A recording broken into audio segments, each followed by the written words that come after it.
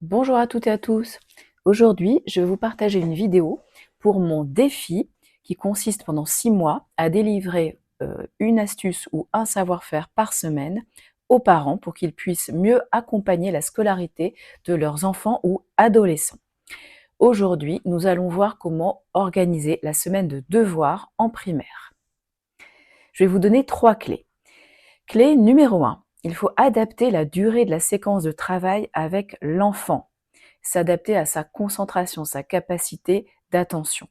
Donc en début de primaire, vous pouvez tabler sur environ 20 à 30 minutes de travail sur une séquence, 40 minutes grand max.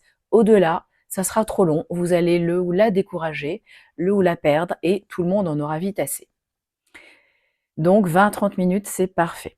En milieu de primaire, en CE2, vous pouvez tabler sur une séquence de travail qui durera 30 à 40 minutes, 3/4 d'heure max.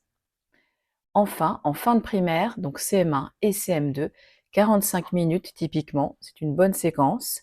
Ça peut aller jusqu'à 1 heure. En général, ça ne pose pas de problème.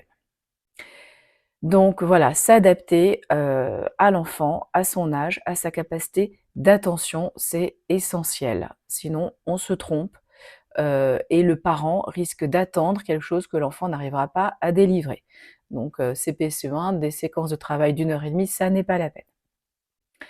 Si c'est pas assez long, à l'inverse, sachant qu'il ou elle lui faudra souvent 10 minutes pour se mettre vraiment au travail, bah, si vous ne prévoyez que 20 minutes, vous n'allez pas faire grand-chose. Ensuite, la clé numéro 2.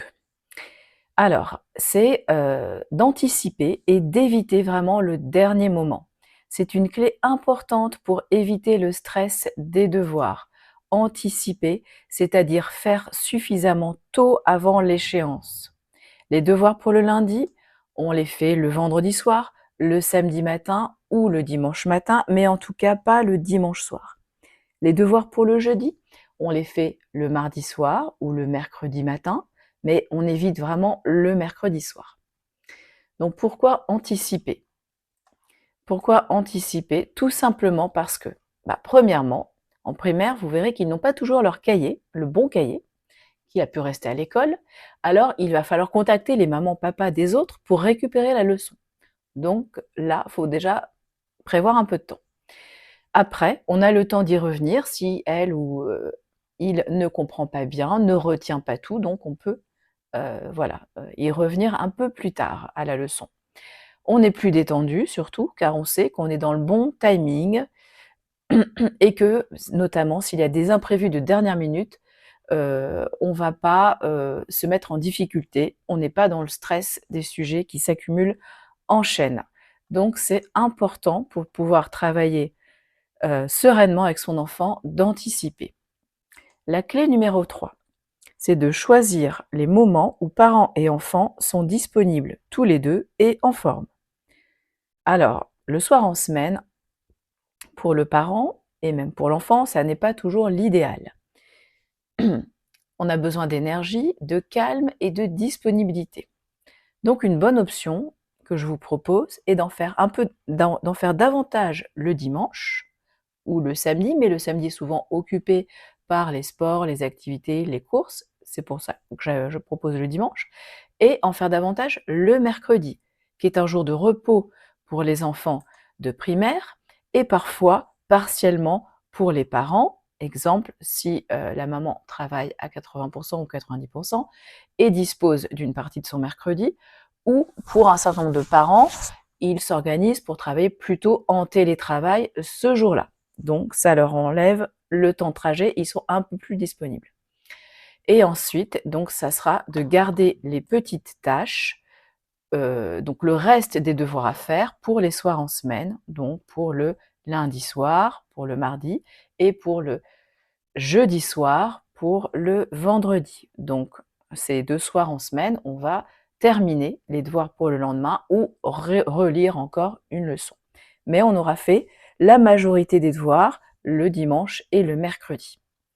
Donc ça, c'est quelque chose qui fonctionne bien par expérience, ça aide quand même grandement. Donc finalement, un planning type de devoirs sur la semaine pour un enfant en primaire serait donc le dimanche de faire les devoirs pour le lundi et pour le mardi en partie ou totalité, selon l'enfant, en 2 séquences de travail séparées. Donc typiquement, ça sera une de maths et une de français. Ne pas les faire de façon continue, mais donc en faire une le matin et une l'après-midi. Ensuite, le mercredi, de faire les devoirs pour le jeudi et tout ou partie des devoirs pour le vendredi. De même, en 2 séquences de travail séparées, adaptées à la durée d'attention de l'enfant selon son âge, son niveau. Donc, ça peut être une de maths et une de français, ou ça peut être une de français et une d'histoire géo. C'est une matière qui est pas mal travaillée aussi en primaire.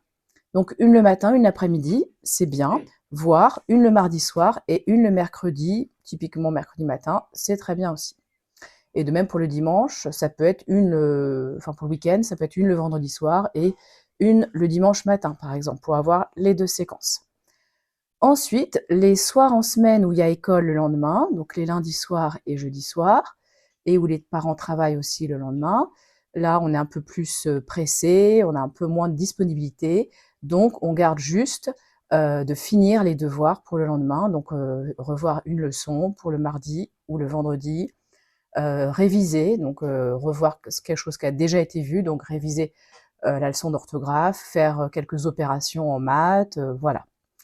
Donc, avec ça, je pense que vous avez 3 clés qui paraissent simples pour des personnes qui ont l'habitude voilà, d'être un peu à cheval sur l'organisation.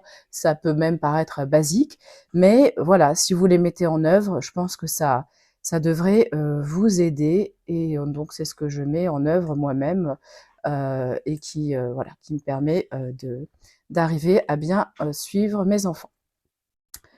Voilà, c'est fini pour ce savoir-faire, cette astuce partagée. Maintenant, bah, je vous invite, si vous le voulez, à télécharger mon guide offert «Mes 7 clés pour faire des devoirs avec ses enfants, un moment agréable et efficace» sur mon blog j'aide-mon-enfant-au-devoir.com avec des petits tirets entre les mots dans la fenêtre qui s'affichera. Voilà, donc n'hésitez pas à vous abonner à ma chaîne Christelle j'aide mon enfant au devoir et à visiter mon blog j'aide-mon-enfant-au-devoir.com. Merci beaucoup et à bientôt pour un nouveau partage.